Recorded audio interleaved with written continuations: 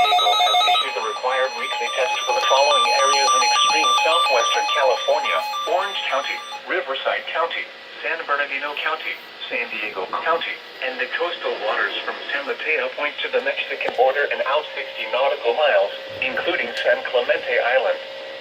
A test signal was broadcast to test the public warning system. The test is normally conducted between 10 a.m. and noon each Wednesday, weather permitting.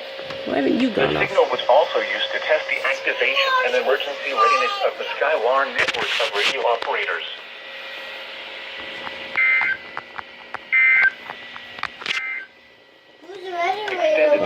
Alright, so, alright guys, that was a weekly test. I'm joined by my cousins Caius and Crone.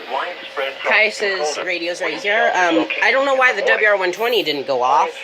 So, wah, wah, wah. But hey, these guys went off. And the HH went off for the first time. I don't think Caius's crank radio has a siren, so wah, wah, wah. Hang on. So yeah, that's the test. So see you guys in the next video.